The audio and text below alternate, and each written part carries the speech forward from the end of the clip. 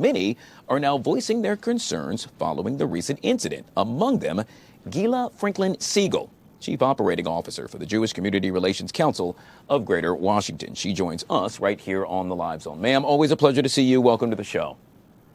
Thank you. Thank you for having me. But of course, you say, and correct me if I'm wrong, but you say it is hard to believe what we are witnessing in America. ICE agents in Minneapolis have murdered not one but two U.S. citizens and are targeting law-abiding civilians in communities across our country, including our own. Do tell.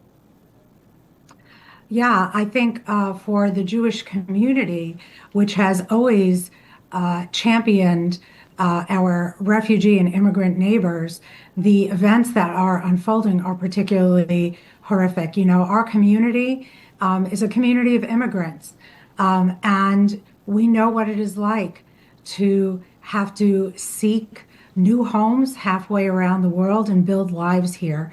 And we understand that our country's democracy and success comes in large part as the result of immigrants. So when we see this kind of indiscriminate violence against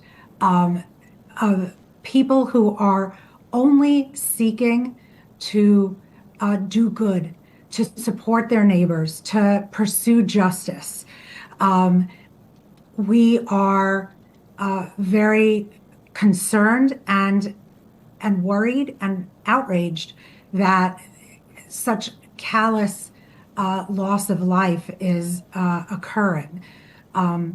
So that's why we felt the need to speak out. But bringing it closer to home, on Friday, ICE activity adjacent to Montgomery Blair High School in Silver Spring forced school officials to ask local police to increase security patrols. This is, in essence, hitting very close to home. Yeah, I mean, there's nothing about what's happening in Minneapolis that couldn't occur here as well. And in fact, we've seen ICE activity throughout our region that has intimidated residents, that has put added pressure on sensitive locations like schools, hospitals, houses of worship. JCRC has supported legislative efforts to try to protect those sensitive locations.